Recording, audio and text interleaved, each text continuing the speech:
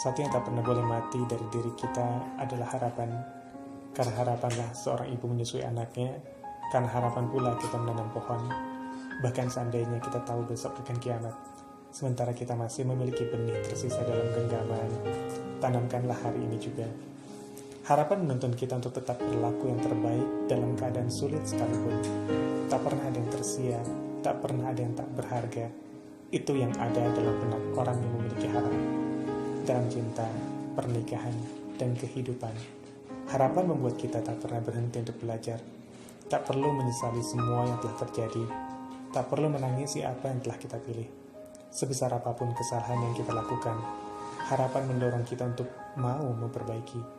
Tak pernah ada kata terlambat, tak usah malu untuk memulai. Kesadaran kita untuk menggantungkan harap padanya membuat harapan kita tak perlu untuk dibatasi. Entah cinta yang memudar, suami yang tak lagi sayang, istri yang tak pernah taat, anak-anak yang bermasalah, ekonomi keluarga sebagai biang utama keributan, atau berjuta jenis masalah lainnya dalam pernikahan, tak pernah boleh membatasi harapan kita padanya. Harapan akan jadi terbatas, manakala kita menggantungkan harapan hanya pada makhluk atau kemampuan makhluk. Sedangkan pada Allah yang Maha Kuasa, janganlah membatasi harapan kita untuk cinta dan keluarga kita. Dengan kuasanya, Ia mampu menyuburkan kembali cinta yang layu, melembutkan hati setiap lelaki, menjadikan perempuan makmum yang setia, membimbing anak pada jalan cahaya, atau menurunkan rezeki yang tak pernah diduga. Karenanya, mereka yang berharap hanya pada Tuhannya tak akan berhenti berusaha dalam apapun badai pernikahan. Berikhtiar memperbaiki adalah sunatullah. Bab hasil, biarlah itu jadi domain Sang Khalik. Pun jika cinta dan pernikahan kita telah usai, telah menjadi masa lalu, atau ketika gelombang hidup menghempaskan kita pada lembah terdalam sejarah hidup kita, meyakini harapan adalah cara termudah untuk segera bangkit dari keterpurukan. Tak perlu menyesal terlalu lama, karena para pengharap tahu akan selalu ada kesempatan untuk hal yang baik. Mereka yang menggantungkan harapnya pada Sang Khalik mudah dibedakan dengan mereka yang menggantungkan harapnya pada makhluk. Doa adalah ciri paling kental yang terlihat. Harapan mudah tergambar dari doa bagi mereka yang berharap pada Tuhannya. Setiap doa adalah harapan, karena setiap doa yang terucap sejatinya adalah ungkapan harapan dari hamba pada Robnya. Mereka yang mendoakan seorang yang dicintainya sesungguhnya sedang menitipkan harapan tentang cintanya pada pemiliknya. Semakin sering ia mendoakan, semakin terlihat ia tulus mencintainya. Satu yang tak pernah boleh mati dari diri kita adalah harapan.